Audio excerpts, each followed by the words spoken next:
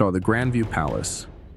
If you were to examine hotel registries from the American Southwest between 1920 and 1950, you would find hundreds of references to a luxury resort called the Grandview Palace located somewhere in the Mojave Desert.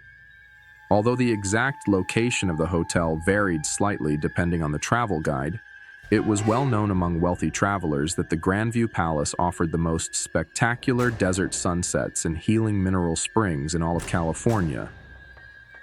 The Grandview Palace was first advertised in a 1923 issue of Luxury Travel magazine by entrepreneur Marcus Whitfield, who claimed to have built the 5-story Art Deco hotel on a natural oasis he discovered while searching for oil in the desert.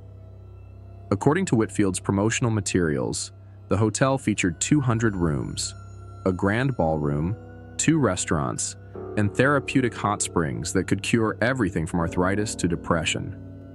Travel writers of the time described the hotel as a jewel in the desert, with marble floors, crystal chandeliers, and panoramic views of the surrounding mountains. For nearly 3 decades, the Grandview Palace appeared in travel brochures, newspaper advertisements, and even government tourism pamphlets promoting California tourism. However, by the late 1940s, references to the hotel began to disappear from travel publications.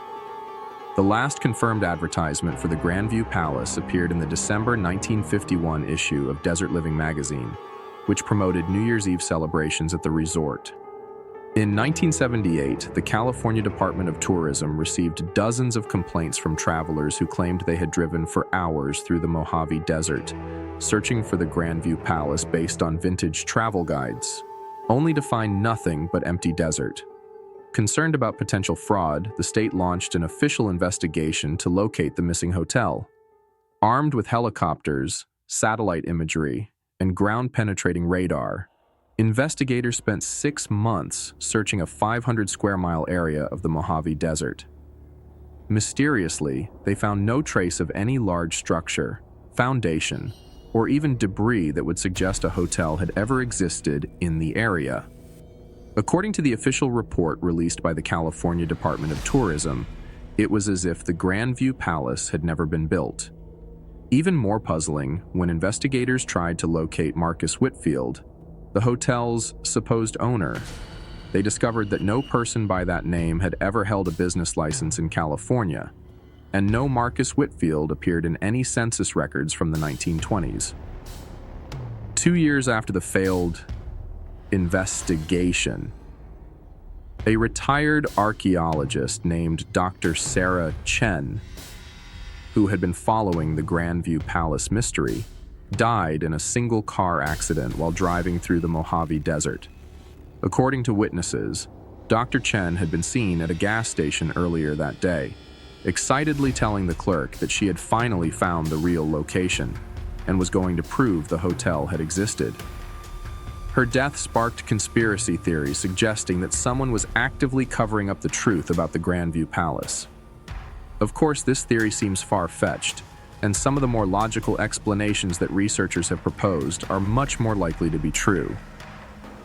One possibility that historians favor is that the Grandview Palace was an elaborate scam created by con artists in the 1920s who sold fake vacation packages to wealthy travelers. This would make sense, as travel fraud was common during the Prohibition era when many legitimate businesses were used as fronts for illegal activities. Another theory suggests that the hotel advertisements were part of a large-scale real estate scam designed to sell worthless desert land to investors. According to this explanation, Marcus Whitfield may have been a fictional identity created by land speculators who used fake hotel advertisements to make the desert property appear valuable and developed. However, this theory doesn't explain why hundreds of guests claim to have actually stayed at the Grandview Palace and left detailed reviews in travel magazines. In 2003, researchers at UCLA collected over 200 published testimonials from guests who described their experiences at the hotel in vivid detail, including specific room numbers, meal descriptions, and interactions with staff members. Many of these reviews included photographs that showed elegantly dressed guests posing in what appeared to be a luxurious desert resort. The most disturbing theory, favored by paranormal researchers, suggests that the Grandview Palace existed in some kind of temporal anomaly or parallel dimension that occasionally intersected with our reality. According to this explanation, the hotel would appear to travelers at certain times and under specific conditions, allowing them to stay for a few days before vanishing again. This would explain why some people had genuine experiences at the hotel, while others could never find it. Despite dozens of investigations and countless theories, the mystery of the Grandview Palace remains unsolved 75 years after its last advertisement appeared. In 2019, satellite imagery analysis conducted by the Nevada Institute of Technology detected unusual geometric patterns in the sand near the hotel's supposed location, suggesting that something large may have once stood there.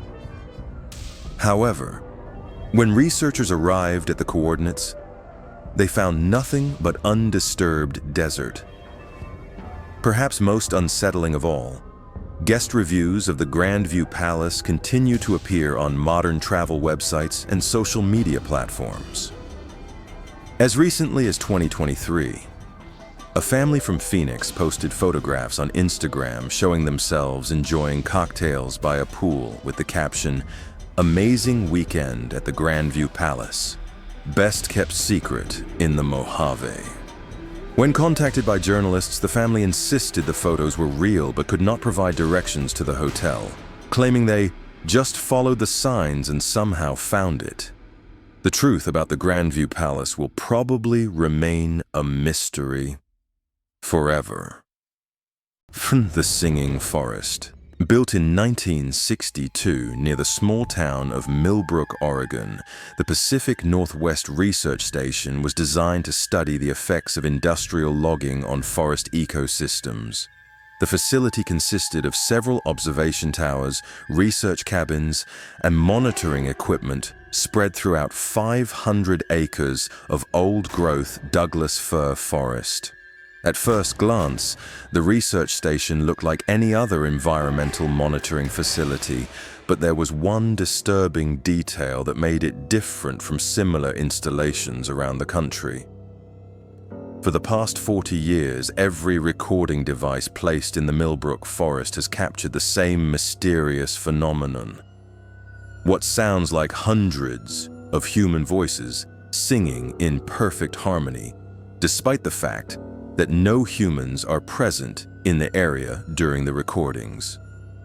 The singing was first documented in 1965 by forest biologist Dr. Robert Manning, who was using audio equipment to record bird calls and animal sounds for his research. According to Dr. Manning's field notes, the singing typically occurred between 3 and 4 a.m., lasted exactly 17 minutes, and sounded like a massive choir, performing what seemed to be an unknown hymn or chant. The voices were so clear and distinct that Dr. Manning initially assumed a church group was conducting secret services in the forest. However, when Dr. Manning investigated the area during daylight hours, he found no evidence of human activity. Motion-activated cameras set up throughout the forest showed no sign of people entering the area, and the singing continued to occur even during winter storms, when the forest was completely inaccessible due to snow and fallen trees. Over the following decades, the research station documented thousands of hours of the mysterious singing.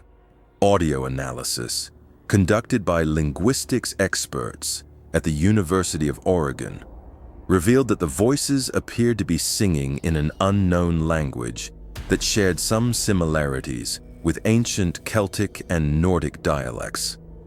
Even more puzzling, spectral analysis of the recordings showed acoustic properties that were impossible to achieve with human voices alone, including harmonic frequencies that extended beyond the range of human hearing. In 1987, the Oregon State Police received a report from a hiker who claimed to have witnessed the source of the singing. According to the witness, while camping illegally in the research area, he saw dozens of translucent figures emerging from the trees at exactly 3 a.m. and forming a circle in a small clearing. The figures appeared to be wearing old-fashioned clothing and seemed to be conducting some kind of religious ceremony. When the hiker tried to approach the group, they vanished instantly. But the singing continued for several more minutes.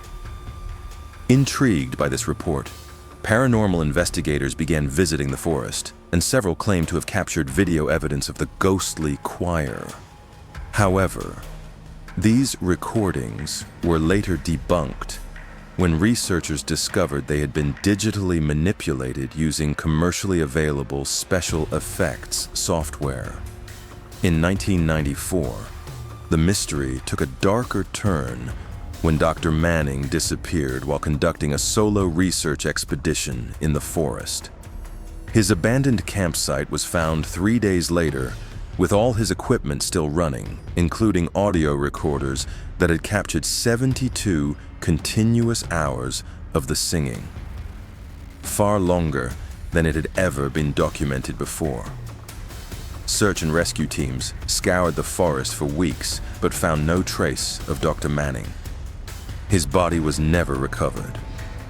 Following Dr. Manning's disappearance, the research station was temporarily shut down, but the singing continued to be reported by locals and park rangers. In 2001, the facility was reopened under new management, and researchers began using more advanced equipment to study the phenomenon. Digital audio analysis revealed that the singing appeared to be coming from multiple locations simultaneously, as if the entire forest was somehow amplifying and echoing the voices. Some researchers have proposed logical explanations for the mysterious singing. The most widely accepted theory suggests that unique acoustic properties of the old-growth forest, combined with underground cave systems, create conditions that can amplify and distort natural sounds like wind, animal calls, or even distant highway traffic to create the illusion of human voices. Another scientific theory proposes that the singing is caused by a rare atmospheric phenomenon called acoustic ducting, where specific weather conditions can carry sounds from great distances and focus them in particular locations. According to this explanation, the voices could be coming from a distant church or community center and are being transmitted through the forest by unusual air pressure patterns. However, these theories don't explain why the singing occurs at exactly the same time every night, follows the same melodic patterns, and continues regardless of weather conditions. They also don't account for the linguistic analysis showing that the voices are singing in an unknown language, or the acoustic anomalies that appear on spectral analysis. The most disturbing theory, supported by local Native American tribes, suggests that the forest is built on an ancient burial ground where a massacre took place hundreds of years ago. According to tribal elders, European settlers killed an entire village of peaceful natives in that exact location in the 1850s, and the singing represents the spirits of the victims calling for justice. This would explain why the voices sound like a funeral dirge or religious ceremony. Some researchers have also theorized that the forest may be experiencing a form of residual energy phenomenon, where traumatic events from the past continue to replay themselves in locations with specific geological or electromagnetic properties. This could explain why the singing follows such a precise schedule and never varies in duration or content. Despite 60 years of investigation and countless theories, the origin of the singing in Millbrook Forest remains a complete mystery. Modern recording equipment continues to capture the phenomenon nightly, and the research station now maintains a 24-hour audio monitoring system that streams the sounds live on the internet. Perhaps most unsettling of all, in recent years the singing has begun to change. Audio analysis from 2022 showed that new voices have joined the choir, and some researchers claim they can now identify Dr. Manning's voice among the singers. Local authorities have dismissed these claims as psychological projection. But families of other people who have gone missing in Oregon forests over the past decade have reported recognizing their loved ones' voices in the recordings. The truth about the singing forest will probably remain a mystery forever.